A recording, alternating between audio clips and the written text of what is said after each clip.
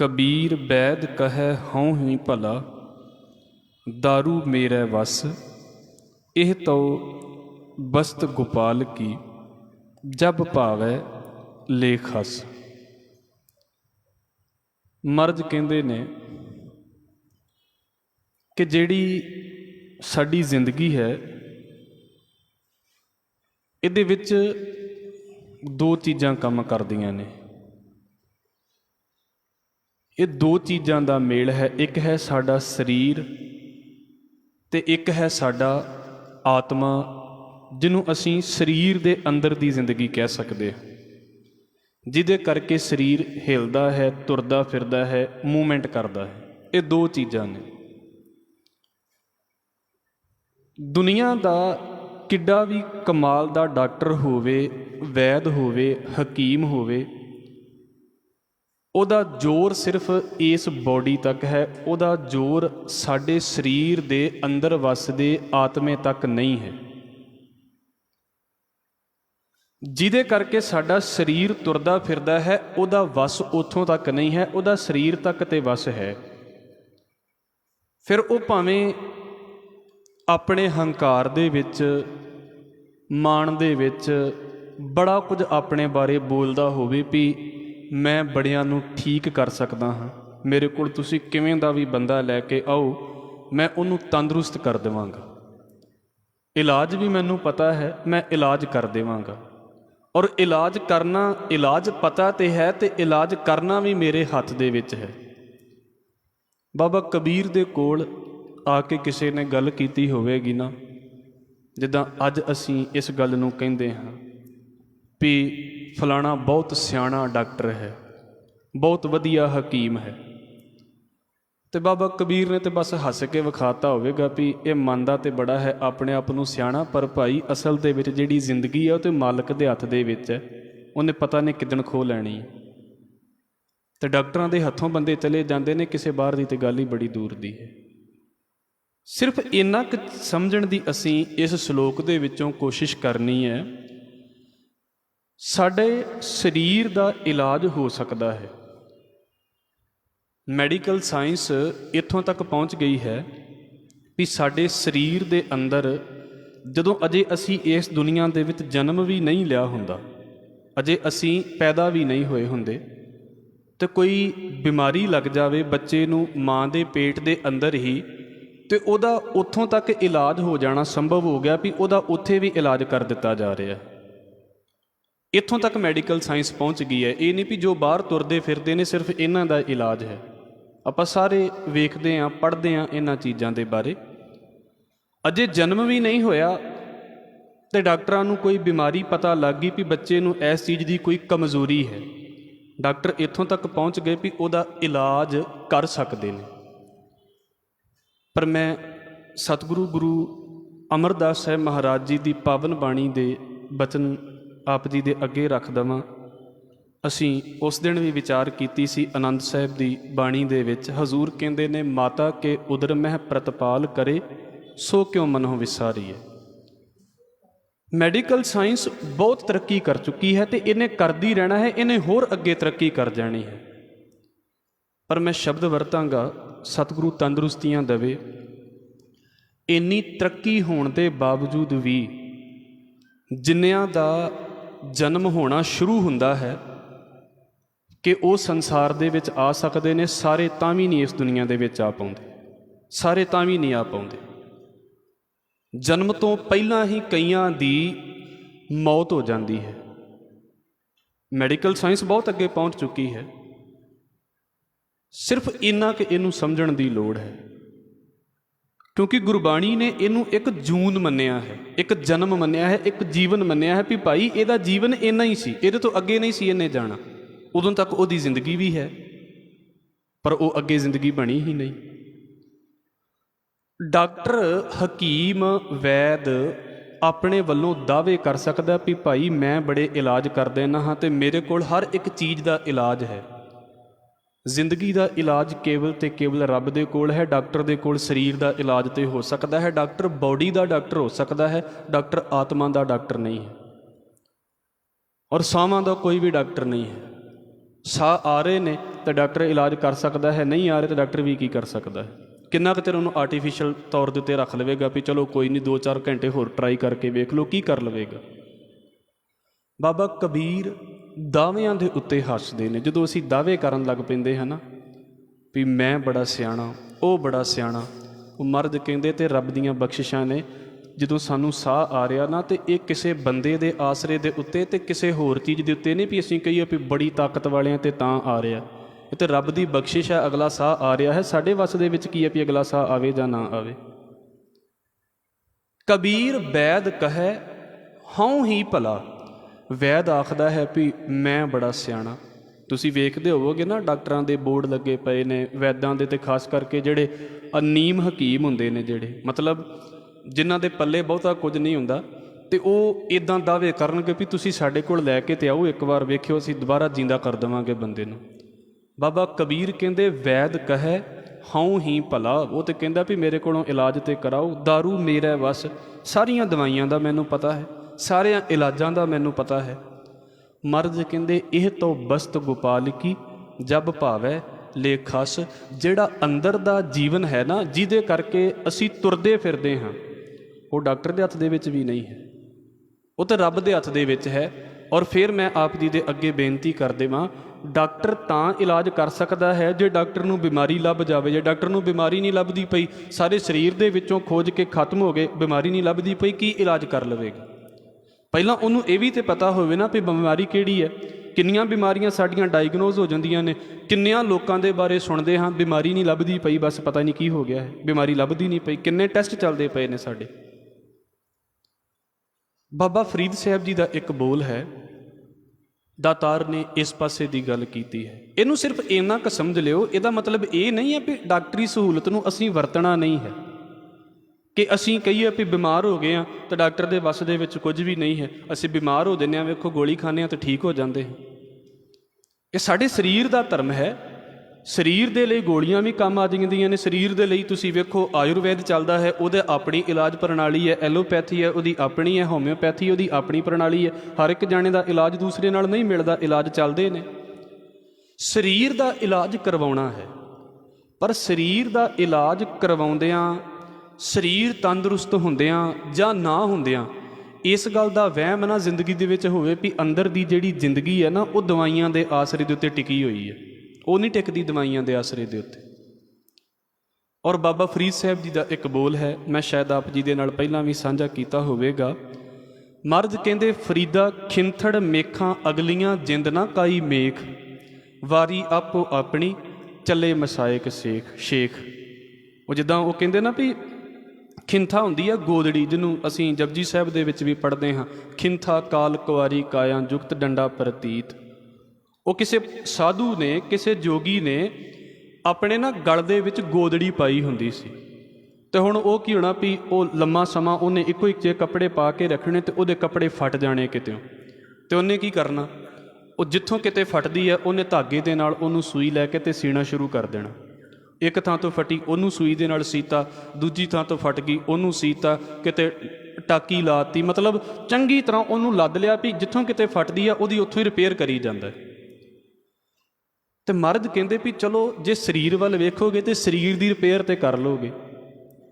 ਸ਼ਾਇਦ ਮੈਂ ਗਲਤ ਨਾ ਹੋਵਾਂ ਤੇ ਸਾਡੇ ਵਿੱਚ ਇੱਕ ਅੱਧਾ ਤੇ ਇੱਦਾਂ ਦਾ ਬੈਠਾ ਹੀ ਹੋਵੇਗਾ, ਵੈਸੇ ਤੇ ਨਾ ਹੀ ਬੈਠਾ ਹੋਵੇ ਤੇ ਚਲੋ ਵਧੀਆ ਗੱਲ ਹੈ, ਪਰ ਇਹ ਤੇ ਰੱਬ ਦੀਆਂ ਖੇਡਾਂ ਨੇ ਵੀ ਹੋ ਸਕਦਾ ਹੈ ਵੀ ਕਿਸੇ ਵੇਲੇ ਡਾਕਟਰ ਨੇ ਇਲਾਜ ਕੀਤਾ ਹੋਵੇ ਤੇ ਸਰੀਰ ਦੀ ਇੱਕ ਅੱਧੀ ਵਾਰ ਚੀਰ ਫਾੜ ਕੀਤੀ ਹੋਵੇ, ਇੱਕ ਅੱਧੀ ਵਾਰ ਹੋ ਸਕਦਾ ਇੱਦਾਂ ਹੋਇਆ ਹੋਵੇ, ਤੇ ਜ਼ਰੂਰੀ ਵੀ ਨਹੀਂ ਵੀ ਇੱਦਾਂ ਹੋਇਆ ਹੀ ਹੋਵੇ। ਹੁਣ ਕੀ ਹੈ, ਤੁਸੀਂ ਵੇਖਦੇ ਜੇ ਜਿਹੜੀ ਸਟਿਚਿੰਗ ਹੁੰਦੀ ਆ ਬੋਡੀ ਦੇ ਉੱਤੇ, ਉਹ ਕੀ ਹੈ, ਭਾਵੇਂ ਉਹਨੂੰ ਤੁਸੀਂ ਜਿਹੜੇ ਮਰਜ਼ੀ ਤਰੀਕੇ ਦੇ ਵਿੱਚ ਲੈ ਕੇ ਚੱਲੋ, ਕੀ ਉਹ ਸਰੀਰ ਨੂੰ ਗਾਂਢੇ ਲਾਉਣੇ ਨਹੀਂ ਨੇ, ਸਰੀਰ ਨੂੰ ਦੁਬਾਰਾ ਜੋੜਨਾ ਨਹੀਂ ਹੈ। ਕਿਤੇ ਬੰਦਾ ਤੁਰਿਆ ਜਾਂਦਾ ਸੱਟ ਲੱਗ ਜਾਂਦੀ ਹੈ ਬੰਦੇ ਨੂੰ, ਤੇ ਵੇਖੋ ਉਹਨੂੰ ਉਸੇ ਵੇਲੇ ਸਟਿਚਿੰਗ ਕਰਨੀ ਪੈ ਜਾਂਦੀ ਹੈ। ਉਹ ਕੀ ਹੈ ਵੀ ਸਰੀਰ ਕਿਤੇ ਫਟ ਗਿਆ ਸੀ, ਤੇ ਜਿੱਦਾਂ ਉਹ ਜੋਗੀ ਆਪਣੀ ਗੋਦੜੀ ਸੀਂਦਾ ਹੈ ਨਾ, ਉੱਦਾਂ ਡਾਕਟਰ ਨੇ ਕੋਸ਼ਿਸ਼ ਕਰਕੇ ਤੇ ਸਾਡਾ ਸਰੀਰ ਸੀਣਾ ਸ਼ੁਰੂ ਕਰ ਦਿੱਤਾ ਹੈ। ਇੱਥੇ ਹੁਣ ਬਸ ਨਾ ਇੱਕ ਕੋਸ਼ਿਸ਼ ਕੀਤੀ ਜਾਂਦੀ ਹੈ ਵੀ ਚਲੋ ਟੈਂਪਰੇਰੀ ਜਿਹਾ ਇਹਨੂੰ ਅੱਗੇ ਤੋਰ ਲਿਆ ਜਾਵੇ। ਕਈਆਂ ਦੇ ਨਾਲ ਤੇ ਵੇਖੋ ਇੱਦਾਂ ਹੋ ਜਾਂਦਾ ਵੀ ਉਹ ਇੱਕ ਵਾਰ ਗਏ ਨੇ ਆਪਰੇਸ਼ਨ ਥੀਏਟਰ ਦੇ ਵਿੱਚ, ਤੇ ਉਹ ਅਜੇ ਨਿਕਲੇ ਨੇ 2 ਮਹੀਨਿਆਂ ਬਾਅਦ ਕੋਈ ਨਵੀਂ ਪ੍ਰੋਬਲਮ ਆ ਗਈ ਹੈ, ਹੁਣ ਉੱਧਰ ਜਾਣਾ ਪੈ ਰਿਹਾ। ਕਿੰਨੀ ਵਾਰ ਉਹਨਾਂ ਨੂੰ ਡਾਕਟਰ ਨੇ ਕੋਸ਼ਿਸ਼ ਕੀਤੀ ਆ ਵੀ ਗਾਂਢੇ ਲਾਉਣ ਦੀ, ਵੀ ਹੁਣ ਤੁਰ ਪਵੇ, ਬਸ ਇਹ ਚੱਲਦਾ ਰਵੇ, ਵੀ ਕੰਮ ਦੇਈ ਜਾਵੇ ਸਰੀਰ। ਬਾਬਾ ਫਰੀਦ ਕਹਿੰਦੇ ਨੇ, ਫਰੀਦਾ ਖਿੰਥੜ ਮੇਖਾਂ ਅਗਲੀਆਂ, ਸਰੀਰ ਨੂੰ ਤੇ ਗਾਂਢੇ ਲੱਗ ਜਾਂਦੇ ਨੇ, ਸਰੀਰ ਨੂੰ ਤੇ ਜੋੜ ਲਿਆ ਜਾਂਦਾ ਹੈ। ਕਿੱਥੋਂ ਤੱਕ ਸਾਡੀਆਂ ਸਹੂਲਤਾਂ ਪਹੁੰਚ ਗਈਆਂ ਨੇ ਵੀ ਸਰੀਰ ਦਾ ਕੋਈ ਅੰਗ ਕੱਟਿਆ ਵੀ ਜਾਵੇ, ਦੁਬਾਰਾ ਡਾਕਟਰ ਜੋੜ ਦਿੰਦੇ ਨੇ, ਖਾਸ ਸਮੇਂ ਦੇ ਵਿੱਚ ਜੋੜ ਦਿੰਦੇ ਨੇ। ਸਰੀਰ ਦੇ ਅੰਦਰੋਂ ਦੂਸਰੇ ਬੰਦੇ ਦਾ ਅੰਗ ਲੈ ਕੇ ਸਰੀਰ ਦੇ ਅੰਦਰ ਫਿੱਟ ਕਰ ਦਿੱਤਾ ਜਾਂਦਾ ਹੈ। ਇੱਥੋਂ ਤੱਕ ਅਸੀਂ ਤਰੱਕੀ ਕਰ ਚੁੱਕੇ ਹਾਂ। ਇਹ ਕੀ ਆ, ਸਰੀਰ ਨੂੰ ਮੇਖਾਂ ਲਾਉਣੀਆਂ। ਮੇਖਾਂ ਲਾਉਣ ਦਾ ਵੀ ਵੈਸੇ ਮੇਖ ਹੁੰਦੀ, ਜਿਹੜਾ ਛੋਟਾ ਕਿੱਲ ਹੁੰਦਾ ਨਾ, ਜਿੱਦਾਂ ਦੀਵਾਰ ਦੇ ਵਿੱਚ ਜਾਂ ਲੱਕੜ ਦੇ ਵਿੱਚ ਲਾ ਕੇ ਤੇ ਚੀਜ਼ ਜੋੜ ਦਿੱਤੀ ਜਾਂਦੀ ਹੈ, ਇੱਦਾਂ ਸਰੀਰ ਨੂੰ ਜੋੜਿਆ ਜਾਂਦਾ ਹੈ। ਦਵਾਈ ਦੇ ਨਾਲ ਗਾਂਢੇ ਲਾਏ ਜਾਂਦੇ ਨੇ, ਚੀਜ਼ਾਂ ਦੇ ਨਾਲ ਗਾਂਢੇ ਲਾਏ ਜਾਂਦੇ ਨੇ। ਮਹਾਰਾਜ ਕਹਿੰਦੇ ਸਰੀਰ ਦਾ ਇਲਾਜ ਤੇ ਬੜਿਆਂ ਦੇ ਕੋਲ ਹੈ, ਜਿੰਦ ਨਾ ਕਾਈ ਮੇਖ। ਤੇ ਜਿਹੜਾ ਅੰਦਰ ਆਤਮਾ ਚੱਲਦਾ ਪਿਆ ਹੈ, ਜਿਹੜੀ ਅੰਦਰ ਜ਼ਿੰਦਗੀ ਚੱਲਦੀ ਪਈ ਆ, ਉਹਨੂੰ ਕੋਈ ਕਿਹੜੀ ਮੇਖ ਲੱਗੀ ਪਈ ਹੈ, ਤੇ ਉਹਨੂੰ ਕੋਈ ਕੀ ਗੰਢ ਲਵੇਗਾ। ਜਦੋਂ ਉਹ ਪਰੇ ਹੋ ਗਈ ਨਾ, ਤੇ ਫਿਰ ਖੇਡਾਂ ਖਤਮ ਨੇ, ਫਿਰ ਸਰੀਰ ਦੇ ਗਾਂਢੇ ਵੀ ਕਿਸੇ ਕੰਮ ਨਹੀਂ ਆਉਣੇ। ਜਿੰਨਾ ਮਰਜ਼ੀ ਬੰਦਾ ਸਰੀਰ ਨੂੰ ਗੰਢਦਾ ਫਿਰੇ, ਸਰੀਰ ਨੂੰ ਤਿਆਰ ਕਰਦਾ ਫਿਰੇ, ਫਿਰ ਉੱਥੇ ਕੀ ਖੇਡ ਚੱਲਦੀ ਪਈ ਹੈ। ਮਹਾਰਾਜ ਤੰਦਰੁਸਤੀ ਦੇਵੇ ਇਹ ਤੇ, ਕਿਉਂਕਿ ਡਾਕਟਰੀ ਲਾਈਨ ਦੀ ਗੱਲ ਚੱਲ ਗਈ ਹੈ। ਔਰ ਸਾਡੇ ਦੇਸ਼ ਦੇ ਵਿੱਚ ਨਾ ਇਹ ਗੱਲ ਜਿੱਦਾਂ ਕਹੀ ਜਾਂਦੀ ਨਾ, ਦੇਸ਼ 'ਚ ਕੀ ਪੂਰੀ ਦੁਨੀਆ 'ਚ ਹੀ ਕਹੀ ਗੱਲ ਜਾਂਦੀ ਹੈ ਵੀ ਡਾਕਟਰ ਰੱਬ ਦਾ ਰੂਪ ਹੈ। ਵਧੀਆ ਗੱਲ ਹੈ, ਕਿਉਂਕਿ ਬੰਦੇ ਨੂੰ ਜ਼ਿੰਦਗੀ ਦੇ ਦਿੰਦਾ ਹੈ। ਪਰ ਬਾਬਾ ਕਬੀਰ ਕਹਿੰਦੇ ਜ਼ਿੰਦਗੀ ਅਸਲ ਦੇ ਵਿੱਚ ਡਾਕਟਰ ਦੇ ਹੱਥ ਦੇ ਵਿੱਚ ਵੀ ਨਹੀਂ ਹੈ, ਜ਼ਿੰਦਗੀ ਤੇ ਮਾਲਕ ਦੇ ਹੱਥ ਦੇ ਵਿੱਚ ਹੈ। ਕਈ ਵੇਖੋ ਇਲਾਜ ਕਰਾਉਣ ਦੇ ਲਈ ਡਾਕਟਰਾਂ ਦੇ ਕੋਲ ਪਹੁੰਚੇ, ਪਰ ਵਾਪਸ ਹੀ ਨਹੀਂ ਆ ਪਾਏ। ਆਪਣੇ ਵੱਲੋਂ ਤਾਂ ਠੀਕ ਹੋਣ ਦੇ ਲਈ ਗਏ ਸੀ, ਨਹੀਂ ਵਾਪਸ ਹੋ ਪਾਏ। ਕਿੰਨੀਆਂ ਕੁ ਦੀਆਂ ਕਹਾਣੀਆਂ ਸੁਣੋਗੇ ਤੁਸੀਂ ਇਸ ਪਾਸੇ ਤੋਂ। ਤੇ ਕਈਆਂ ਨੂੰ ਕੋਈ ਪ੍ਰੋਬਲਮ ਵੀ ਨਹੀਂ ਆਉਂਦੀ ਜ਼ਿੰਦਗੀ ਦੇ ਵਿੱਚ। ਮਹਾਰਾਜ ਕਹਿੰਦੇ ਨੇ, ਭਾਈ ਖਿੰਥੜ ਮੇਖਾਂ ਅਗਲੀਆਂ, ਜਿੰਦ ਨਾ ਕਾਈ ਮੇਖ, ਵਾਰੀ ਆਪੋ ਆਪਣੀ, ਚੱਲੇ ਮਸਾਇਕ ਸ਼ੇਖ। ਸਰੀਰ ਕਿਤੇੋਂ ਰੋਗੀ ਹੋ ਜਾਵੇਗਾ ਨਾ, ਸਰੀਰ ਇਲਾਜ ਕੀਤਾ ਜਾ ਸਕਦਾ ਹੈ, ਆਤਮਾ ਦਾ ਕੋਈ ਇਲਾਜ ਨਹੀਂ। ਅੰਦਰਲੀ ਜਿਹੜੀ ਜੋਤ ਹੈ ਉਹਦਾ ਕੋਈ ਇਲਾਜ ਨਹੀਂ, ਤੇ ਉਹ ਮਾਲਕ ਦੇ ਹੱਥ ਦੇ ਵਿੱਚ ਹੈ। ਉਹ ਚੀਜ਼ਾਂ ਉਹਨੇ ਆਪਣੇ ਹੁਕਮ ਦੇ ਵਿੱਚ ਰੱਖੀਆਂ ਹੋਈਆਂ ਨੇ, ਜਿਹਨੂੰ ਆਸਾ ਦੀ ਵਾਰ ਦੇ ਅੰਦਰ ਪੜ੍ਹਦੇ ਹਾਂ। ਹਜ਼ੂਰ ਕਹਿੰਦੇ ਜੰਮਣ ਮਰਨਾ ਹੁਕਮ ਹੈ, ਭਾਣੈ ਆਵੇ ਜਾਏ। ਉਹਨੇ ਜਨਮ ਤੇ ਮੌਤ ਆਪਣੇ ਹੁਕਮ ਦੇ ਵਿੱਚ ਰੱਖੀ ਹੋਈ ਹੈ। ਚਾਹੇ ਤੇ ਉਹ ਜ਼ਿੰਦਗੀ ਸਾਰੀ ਜ਼ਿੰਦਗੀ ਦਵਾਈਆਂ ਤੋਂ ਬਿਨਾਂ ਕਢਾ ਦੇਵੇ, ਤੇ ਚਾਹੇ ਸਾਰੀ ਜ਼ਿੰਦਗੀ ਦਵਾਈਆਂ ਦੇ ਨਾਲ ਹੀ ਕਢਾ ਦੇਵੇ, ਉਹ ਉਹਦੀ ਮਰਜ਼ੀ ਹੈ ਵੀ ਉਹਨੇ ਕਿਸ ਪਾਸੇ ਤੋਂ ਰੱਖਣਾ। ਤੇ ਜਿੰਨਾ ਚਿਰ ਉਹ ਜ਼ਿੰਦਗੀ ਦੇ ਵਿੱਚ ਕੰਮ ਕਰਦੀ ਪਈ ਹੈ ਸਾਡੇ, ਫਿਰ ਮਤਲਬ ਨਹੀਂ, ਦਵਾਈਆਂ ਤੇ ਇੱਕ ਬਹਾਨਾ ਬਣ ਜਾਂਦੀਆਂ ਨੇ। ਜਿਹੜੀਆਂ ਦਵਾਈਆਂ ਲੋਕਾਂ ਦੇ ਘਰਾਂ ਦੇ ਵਿੱਚ ਵੀ ਪਈਆਂ ਰਹਿੰਦੀਆਂ ਨੇ, ਕੀ ਬਣ ਜਾਂਦਾ ਜ਼ਿੰਦਗੀ ਦੇ ਨਾਲ। ਇਸ ਕਰਕੇ ਮਹਾਰਾਜ ਇਹਨੂੰ ਇੱਦਾਂ ਕਹਿੰਦੇ ਨੇ, ਜਦੋਂ ਆਪਣੀ ਵਾਰੀ ਲੱਗ ਗਈ ਨਾ, ਵਾਰੀ ਆਪੋ ਆਪਣੀ, ਚੱਲੇ ਮਸਾਇਕ ਸ਼ੇਖ। ਭਾਵੇਂ ਫਿਰ ਕਿੱਡੇ ਵੀ ਤਗੜੇ ਹੋਣ, ਆਪਣੇ ਆਪ ਨੂੰ ਸਿਆਣੇ ਸਮਝਣ ਵਾਲੇ ਤੁਰ ਪੈਂਦੇ ਨੇ ਇਸ ਦੁਨੀਆ ਦੇ ਵਿੱਚੋਂ। ਔਰ ਡਾਕਟਰਾਂ ਦੇ ਬਾਰੇ ਤੇ ਇੱਦਾਂ ਗੱਲ ਕਹਿ ਦਈਏ, ਅਸੀਂ ਇਹ ਨਹੀਂ ਵੀ ਉਹਨਾਂ ਨੂੰ ਕੰਡੈਮ ਕਰ ਦਈਏ। ਮਹਾਰਾਜ ਜੀ ਨੂੰ ਜੇ ਡਾਕਟਰ ਚੰਗੇ ਨਾ ਲੱਗਦੇ ਤੇ ਸਤਿਗੁਰੂ ਦਵਾਖਾਨਾ ਕਿਉਂ ਖੋਲ੍ਹਦੇ। ਸਤਿਗੁਰੂ ਨੇ ਦਵਾਖਾਨੇ ਖੋਲ੍ਹੇ ਨੇ ਵੀ ਇਹ ਲੋੜ ਹੈ ਸਾਡੀ, ਜ਼ਰੂਰੀ ਹੈ ਇਹ ਚੀਜ਼ਾਂ ਸਾਡੇ ਲਈ। ਪਰ ਇੱਦਾਂ ਨਾ ਸਮਝ ਲਿਆ ਜਾਵੇ ਵੀ ਹਾਏ ਦਵਾਈ ਵੀ ਖਾਧੀ ਸੀ ਤੇ ਫਿਰ ਵੀ ਕਿਉਂ ਵਾਪਰ ਗਿਆ। ਮਹਾਰਾਜ ਕਹਿੰਦੇ ਉਹ ਚੀਜ਼ਾਂ ਤੇ ਮਾਲਕ ਦੇ ਹੱਥ ਦੇ ਵਿੱਚ ਹੈ ਨਾ, ਇਹ ਦਵਾਈਆਂ ਦੇ ਉੱਤੇ ਟਿਕਣ ਵਾਲੀ ਚੀਜ਼ ਹੈ ਹੀ ਨਹੀਂ ਸੀ। ਸਤਿਗੁਰੂ ਜੀ ਦੇ ਜਦੋਂ ਅਸੀਂ ਇਸ ਪਾਸੇ ਤੋਂ ਬੋਲ ਪੜ੍ਹਦੇ ਹਾਂ, ਤੇ ਫਿਰ ਹਜ਼ੂਰ ਕਹਿ ਰਹੇ ਨੇ, ਕਬੀਰ ਵੈਦ ਕਹੈ ਹਉ ਹੀ ਭਲਾ। ਉਹ ਕਹਿੰਦਾ ਹੈ ਵੀ ਮੈਂ ਬੜੇ ਕਮਾਲ ਦਾ ਬੰਦਾ, ਦਾਰੂ ਮੇਰਾ ਬਸ, ਸਾਰੀਆਂ ਦਵਾਈਆਂ ਦਾ ਮੈਨੂੰ ਪਤਾ। ਮਹਾਰਾਜ ਕਹਿੰਦੇ ਇਹ ਤੋਂ ਬਸਤ ਗੋਪਾਲ ਕੀ, ਜਬ ਭਾਵੈ ਲੈ ਖਸ। ਜਦੋਂ ਚਾਹਵੇ ਤੇ ਮਾਲਕ ਇਹਨੂੰ ਖੋਲ੍ਹਵੇ। ਇਹ ਤਾਂ ਡਾਕਟਰਾਂ ਦੇ ਵੱਸ ਦੇ ਵਿੱਚ ਵੀ ਨਹੀਂ ਹੈ। ਇੱਕ ਗੱਲ ਆਪ ਜੀ ਦੇ ਅੱਗੇ ਰੱਖ ਦੇਵਾਂ, ਸ਼ੇਖ ਸਾਧੀ ਇਸ ਗੱਲ ਨੂੰ ਬੋਲਦੇ ਹੁੰਦੇ ਨੇ। ਉਹ ਕਹਿੰਦੇ ਨੇ ਵੀ ਮੈਂ ਇੱਕ ਕਹਾਣੀ ਨੂੰ ਸੁਣਿਆ ਸੀ ਵੀ ਇੱਕ ਥਾਂ ਦੇ ਉੱਤੇ ਕਿਸੇ ਬੰਦੇ ਨੇ ਕੋਈ ਗਲਤ ਚੀਜ਼ ਖਾ ਲਈ, ਤੇ ਉਹਨੂੰ ਉਸ ਗਲਤ ਚੀਜ਼ ਖਾਣ ਕਰਕੇ ਤੇ ਬੜਾ ਔਖਾ ਸੀ ਉਹਦਾ ਸਰੀਰ। ਤੇ ਕਿਸੇ ਡਾਕਟਰ ਦੇ ਕੋਲ, ਵੈਦ ਦੇ ਕੋਲ ਲੈ ਗਏ ਉਸ ਵੇਲੇ। ਤੇ ਵੈਦ ਉਹ ਇੱਦਾਂ ਦੇ ਬੰਦੇ ਹੁੰਦੇ ਸੀ ਵੀ ਉਹ ਨਬਜ਼ ਵੇਖ ਕੇ ਕਹਿ ਦਿੰਦੇ ਹੁੰਦੇ ਸੀ ਵੀ ਇਹਨੇ ਬਚਣਾ ਕਿ ਨਹੀਂ ਇਹਨੇ ਬਚਣਾ। ਉਹ ਏਡੇ ਸਿਆਣੇ ਵੀ ਹੁੰਦੇ ਸੀ ਕਈ, ਉਹ ਨਬਜ਼ ਵੇਖ ਕੇ ਇਲਾਜ ਦੱਸ ਦਿੰਦੇ ਨੇ। ਅਜੇ ਵੀ ਕਈਆਂ ਦੇ ਵਿੱਚ ਚੱਲਦਾ ਆਉਂਦਾ ਇੱਦਾਂ ਦਾ।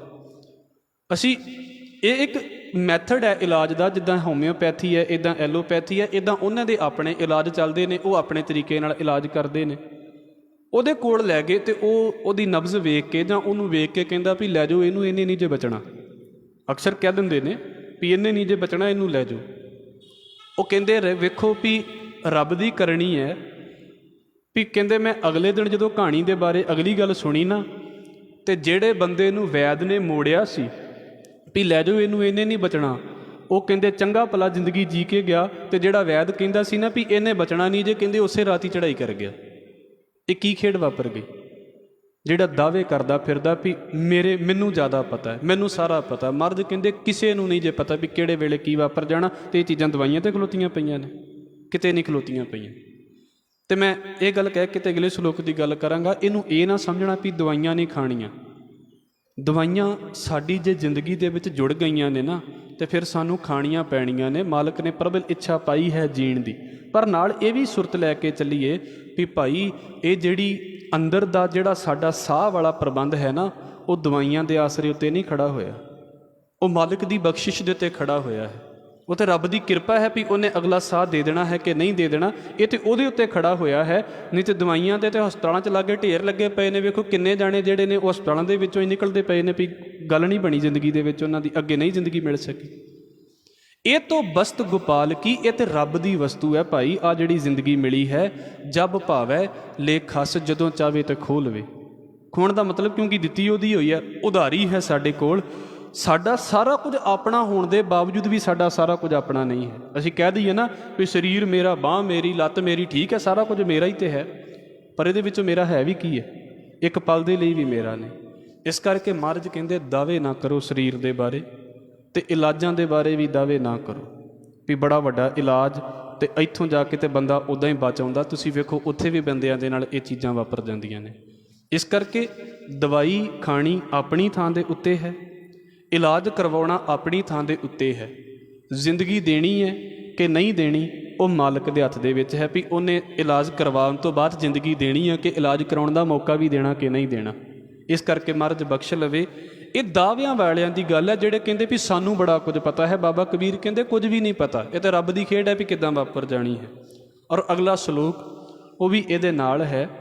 ਹਜ਼ੂਰ ਕਹਿੰਦੇ ਕਬੀਰ ਨੌਬਤ ਆਪਣੀ, ਦਿਨ ਦਸ ਲੇਹੋ ਬਜਾਏ।